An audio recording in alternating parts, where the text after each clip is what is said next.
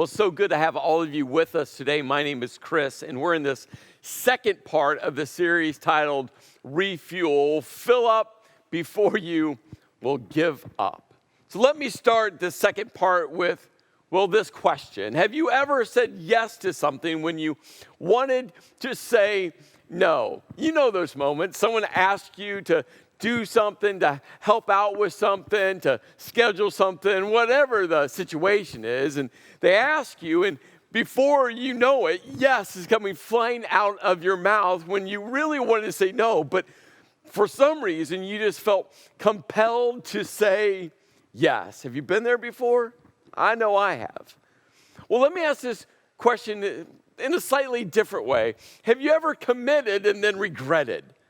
Right? Same question, just a different way. But you commit to doing something, and maybe it's something really good, committed to helping someone move, or committed to helping within the community, committed to helping, your church, committed, and it's a good thing. But then, as soon as you committed, you regretted. Why? Not because it's not a good thing, but your calendar is that packed. You're that busy. You have no free time. You have no business committing more. And the entire time leading up to that commitment,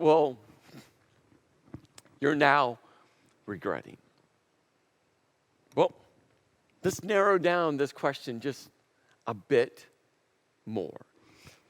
Have you ever said yes out of religious obligation? Now, let me unpack religious obligation for a moment. It's that, maybe you were raised in church where it's like, we're just going to serve people. Why? Because Jesus taught us how to serve people. And serving people, hear me, is a good thing. But all of a sudden, it's, because of religious obligation. And were you raised in a church context where, guilt was applied that kind of moved you into action. I mean, you don't want to admit that, but in all reality, it was guilt from the priest, or guilt from the pastor, or guilt from a church staff member, or guilt from a life group leader. I mean, guilt, you were just guilted into, and you were like, how can I say no? Because what I'm being asked to do is a good thing. I should love people. In fact, around TCC, we say, love first, hashtag a whole bunch. And you're like, I need a love first. You know what I mean by religious obligation. In fact, years and years and years ago, a marketing strategy will just pour kerosene onto this religious obligation idea. Did you ever own one of those bracelets with these 4 letters? WWJD. What would Jesus do? I had one. I had a whole bunch, different colors. I'd wear them. It was a great reminder. This isn't all bad. But here's the thing. And this entire series, honestly, is about what would Jesus do? This 4-letter phrase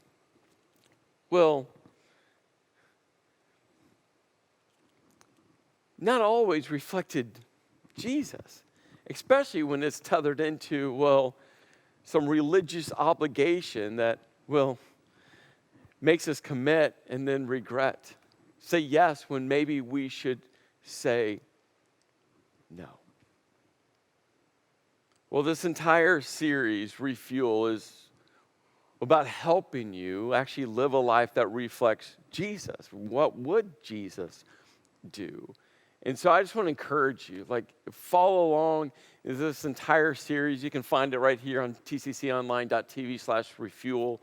And remember, don't just keep it for yourself. Maybe you send a text message to someone, encourage them. Maybe you're going to be gone on vacation, and you can go to tcconline.tv and connect to our online campus. Don't miss any part of this series. Why? Because all of us, I think, are in the season where we feel tired, and Jesus actually talked a whole lot about being tired and how we can lead ourselves to a place of health. You see, life is busy, and life is chaotic, and life is nonstop, and life is overcommitted.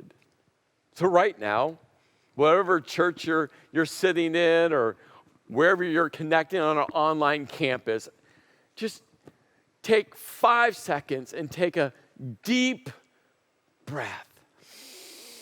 In through the nose, out through the mouth. There's just something about purposefully choosing to pause. You see, so many times in our nonstop, overcommitted, chaotic, busy lives, we try to pursue, this idea of balance. But you see, balance is so difficult, isn't it? It takes so much intentional, concerted energy, doesn't it? I mean, you can go find a park, find a teeter-totter, and I don't even know if they put teeter-totters in parks anymore, but if you can find one, find one. If not, make one. But think about that.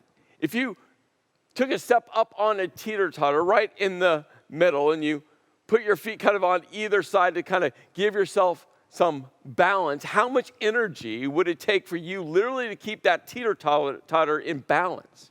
A lot. How much focus, mental energy will it take you to help keep yourself perfectly balanced? A lot. And guess what? No matter how much physical energy and no matter how much mental focus that you are, guess what? You're never going to be perfectly balanced. In fact, you're going to be going back and forth and back and forth and back and forth. And that's why Jesus never talked about balance. What he talked about all the time was rhythm. In fact, God created us and his creation for rhythm. And rhythm is everything. There's a cadence and pace in which we should pursue our daily lives. And something that I know I need to constantly work on. Is it something you need to work on?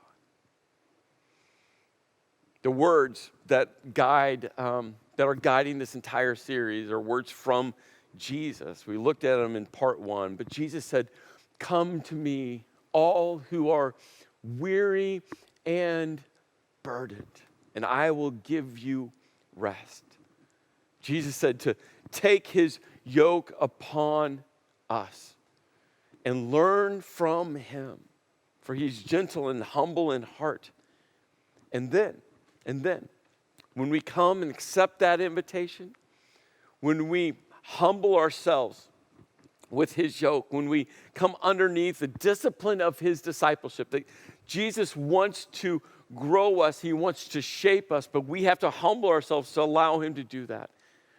And when we learn, and remember, learn isn't just about knowledge consumption, it's about living it out. We learn by putting knowledge into motion, into action. When we do that, then we'll find rest for our souls.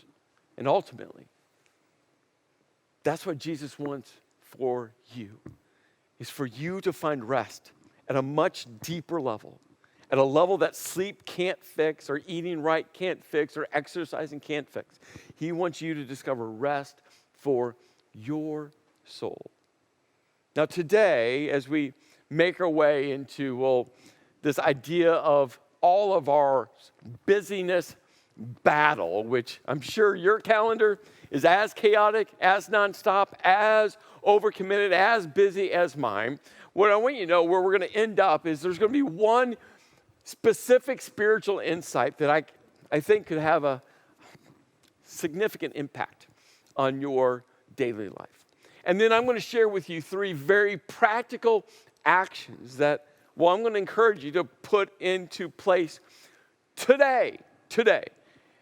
And that spiritual insight with these 3 practical actions might help you actually overcome the busyness battle that you're facing right now. Well, we are going to look at an interaction that Jesus is going to encounter, and Jesus is going to seize a moment in between incredible tension between, 2 siblings. Jesus is going to seize this moment to teach something to, one of the siblings some 2,000 years ago, and to teach you and me this day. So let's jump in. As Jesus and his disciples were on their way, we got to stop there because, they're on their way. Jesus' public ministry was a very compact, somewhere right around 3 years.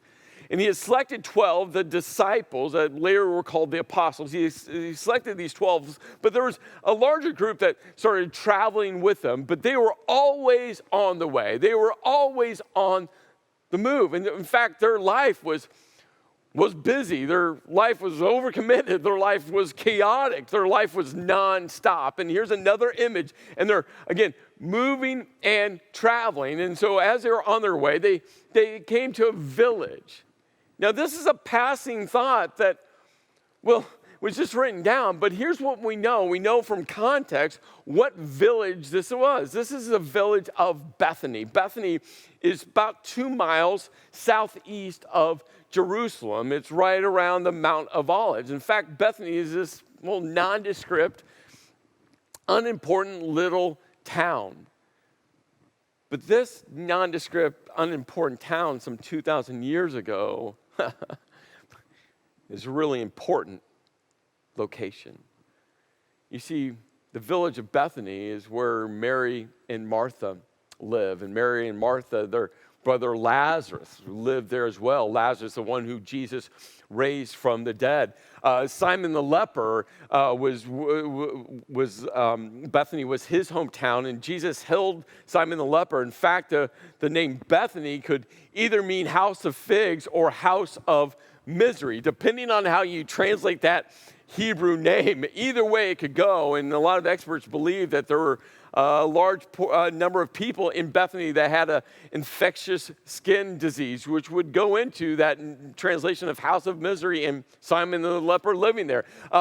Bethany is where Mary, another Mary, remember 2,000 years ago, the number one name in the Jewish culture was the name Mary. So Marys were everywhere. And this is another Mary who took out this expensive perfume and poured it all over Jesus' feet. And in fact, she used her hair and her tears to clean Jesus' feet.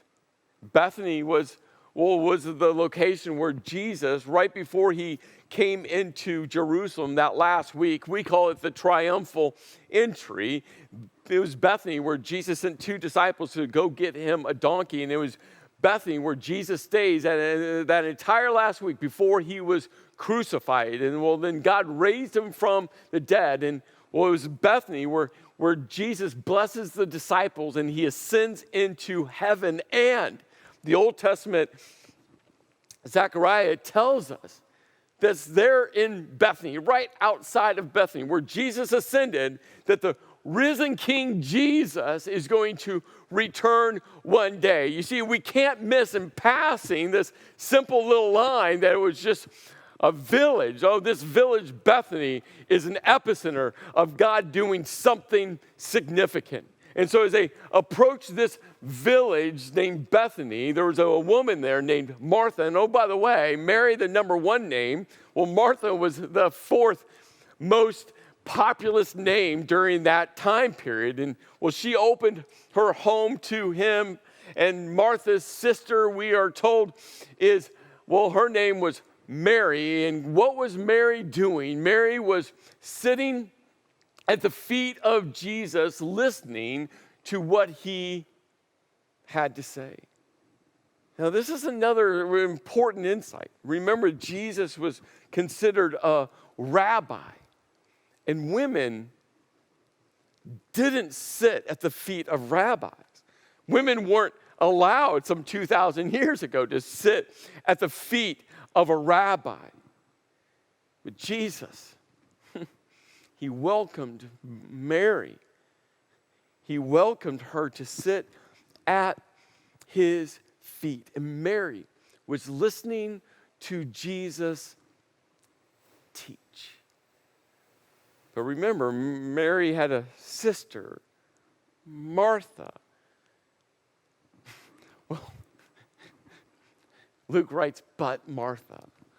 You can feel the mood shift If this was a movie, the soundtrack, right, would go from happy and life-giving and joyful to all of a sudden, but Martha, and all of a sudden, right, the music soundtrack would shift, and it's like, but Martha. But Martha was distracted by all the preparations that had to be made. Now, so much is being said right here. Remember, I mean, Jesus showing up was a big deal. I mean, this is Jesus. And not only Jesus showed up, the 12 disciples, who were later called the apostles, they were with Jesus. And what we know is there was more people traveling with Jesus and the disciples. This is a large group of people showing up to their house.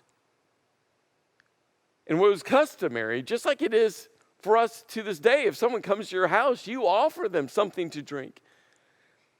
You offer them something to eat. I mean, they had been traveling for quite some time. I'm sure Martha was rushing around the house to make sure that everything was cleaned up and everything was ready, because I don't think, we don't know specifically, but she probably didn't know they were coming. I mean, they didn't have cell phones. They couldn't send a text or an email or messenger. I mean, right, like, they showed up, and all of a sudden Martha realizes she has a large number of guests at her house. And oh, by the way, Jesus was there. And her sister, as Martha is moving around the house, getting everything ready, her sister sitting with Jesus. And Martha was distracted by the preparations. I mean, good things.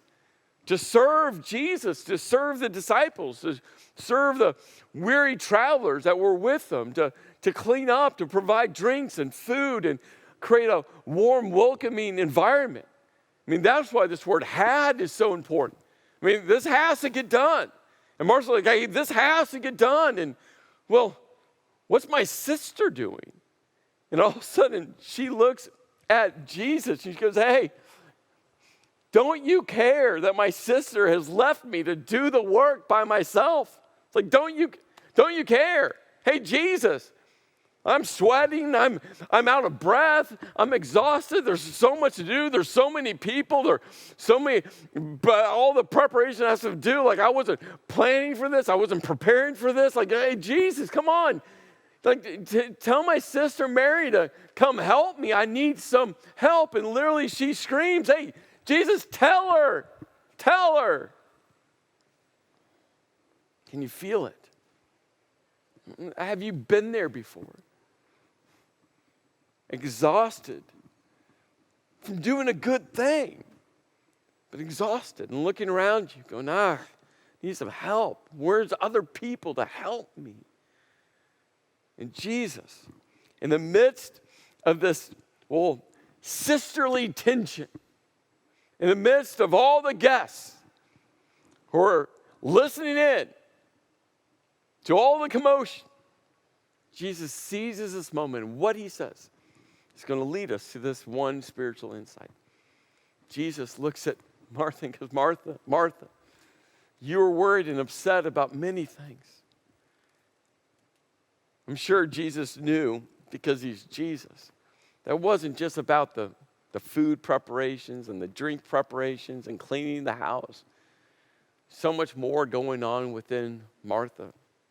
Jesus, like, hey, there's so many things that have you worried, so many things that have you upset, so much going on in your life. You can feel Jesus' gentleness and humility towards her. It's like, hey, Martha, I get it.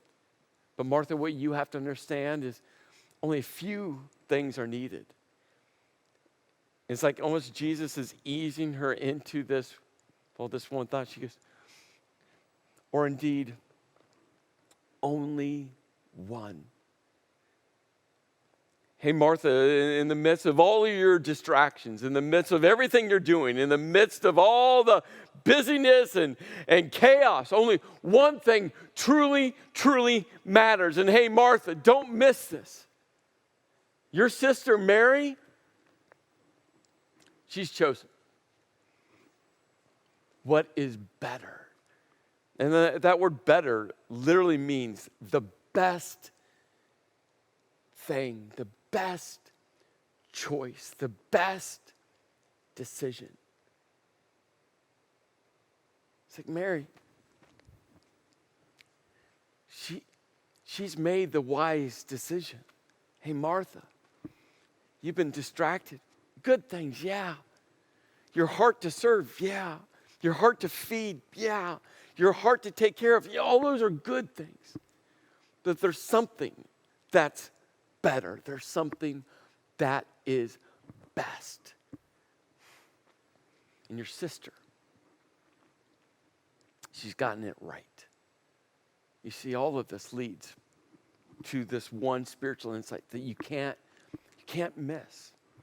You see, sitting is better than serving. And I know you might be going, what? I'm not saying that serving isn't good. It is good. It is good.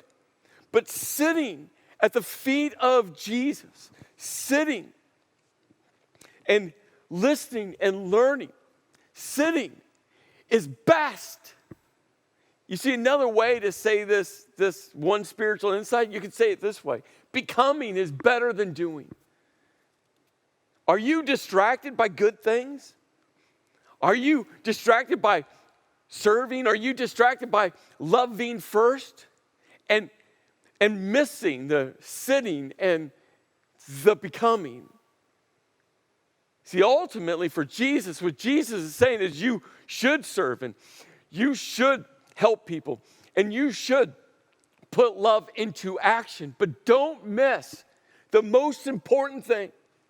Don't miss what everything flows from, and that's sitting at Jesus' feet. It's becoming like Jesus. That's the most important. That's the most important. Now, this is important. You can't now miss part 3. You can't. Part 3 is just a continuation from right here. And it's so critical. So if you're going to be on vacation, watch it. If you're going to be outside enjoying the beautiful, warm weather, catch it on demand. Whatever you do, don't miss part 3, because part 3 slides right into this part 2. Can't miss it. You can't miss it. But remember, ultimately, all of us can be so distracted by good things that we miss sitting at the feet of Jesus and becoming all who Jesus desires us to become. And that's why Jesus says, come to me, all who are weary and burdened, and I'll give you rest. Take my yoke upon you and learn from me, for I'm gentle and humble in heart, and then you will find rest for your souls. Then you will discover rest for your souls. Then you will be rested at the soul level. Well, all of this leads into, like I mentioned, I'm going to give you 3 very practical actions. Very practical. So I want to encourage you, write these down. Take a screenshot of your computer screen if you're online, or grab your phone and take a picture of the screen. Wherever you are, these 3 very practical actions is going to help you battle busyness so that you can sit and you can become. The first one is something that a mentor couple of mine and my wife Kim has shared with us several decades ago. And this has guided us now for years. And hopefully it will help you. And this is, it's a simple response when someone asks you to do something. It's, I would love to, but I'm busy. You see, there's something within us that feels like we have to tell people why we can or can't do something. I know I do. Maybe it's only me, but I don't think it is only me. Someone asks you to do something and yes comes flying out of your mouth because guess what? You're like, well, I know that day's open. I know that hour's open. I know that 1 minute I have free. So I have to say yes. And what this mentor couple said to my wife and I is busy. Well, you can define busy. Busy might mean sitting on your couch in your pajamas with a bowl of popcorn watching a movie by yourself or with your wife or a husband or with your kids. That could be busy. Busy might mean, well, working on something in your yard that you need to do. And so you're busy. Busy might mean, well, just being selfish with your time and you just want a day where you sit on your back porch and do nothing. You can define busy, but you don't owe anyone what you're busy doing. Sometimes the best busyness is, well, what Mary was doing, sitting at Jesus' feet. And so now all we say to people is, we'd love to, but we're busy. And now we just don't feel any obligation to define busy.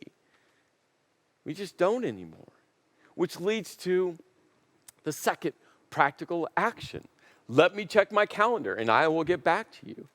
I very seldom schedule anything in the moment. In fact, on the weekends when I'm at church, I don't have my phone on me because in the moment, I will overcommit every time. In the moment, again, yes will come flying out of my mouth. I'll just say yes. So now anymore, I'll say, hey, let me get back with you. That allows me to pause. That allows me to talk with my wife, Kim. It allows us, if it's a family decision, to talk with our two girls. Like, it just slows down the yes. Because my heart is to say yes. I want to help. I want to serve. I want to be there. I want to walk with. I want to.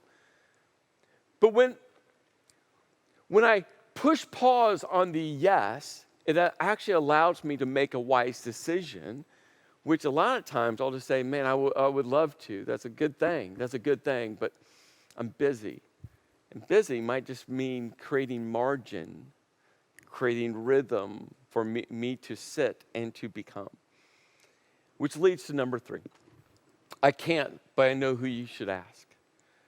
Sometimes when we're creating space for ourselves, healthy space to sit, to become, to rest, that opens up an opportunity for someone else. For someone else.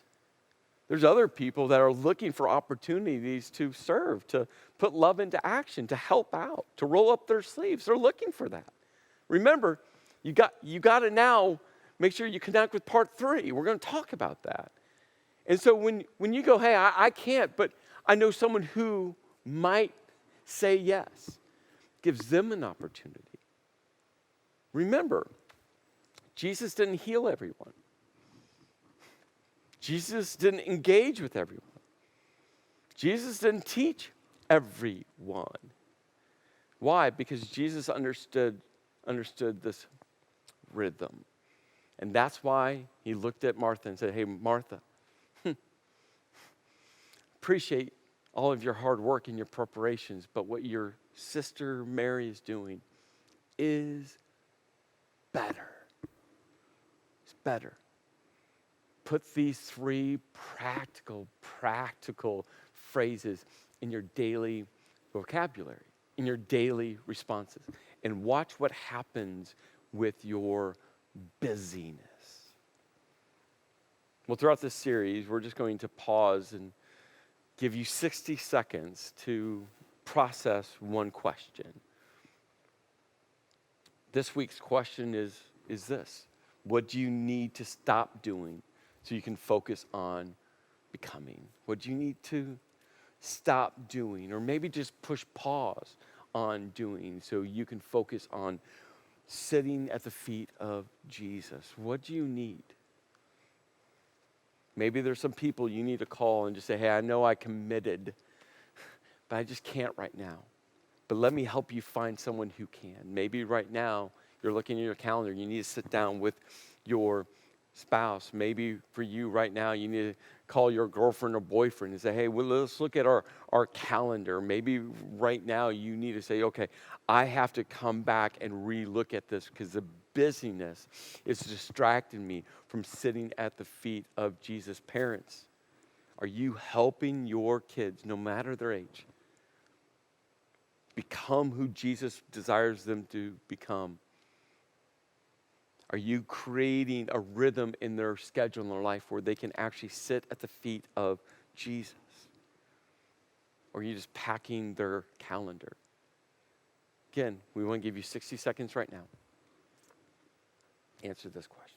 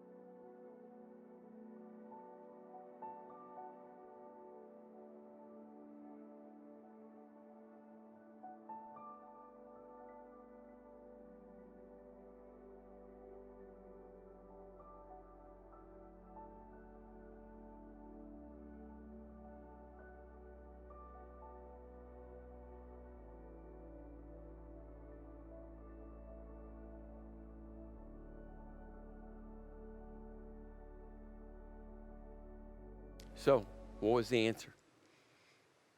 What was the answer? What do you need to stop doing? My encouragement for you is this. Start inviting God into your decision making. And that's why telling someone, hey, let me get back to you is so helpful. It actually creates some space for you to say, hey, God, all of this is good things, but I also want to focus on me becoming who you've created me to be. I also want to discover this rest for my soul. I want to come to you. Take back control of your calendar. Take back control of your yeses and nos, your commitments. Take back control of spiritual obligation. Remember, Jesus didn't heal everyone. He didn't teach everyone. He didn't engage with everyone. He didn't. If Jesus didn't, guess what? We should live a life in reflection of him.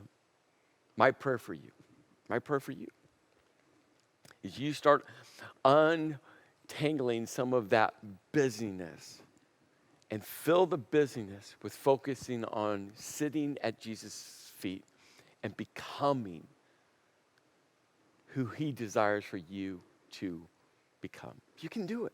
You can do it.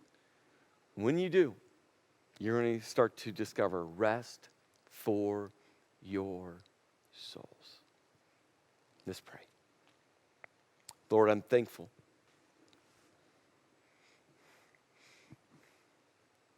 I'm thankful for this insight that what's better is for us to be sitting with your son Jesus. What's better is for us to learn from him, to lean into him, to focus on him. What's better. So Lord, may we keep that the priority, because you desire for us to discover rest for our souls. So Lord, may we make courageous decisions in our daily calendars, in our daily obligations, in the daily commitments to create space for you. In your name I pray. Amen.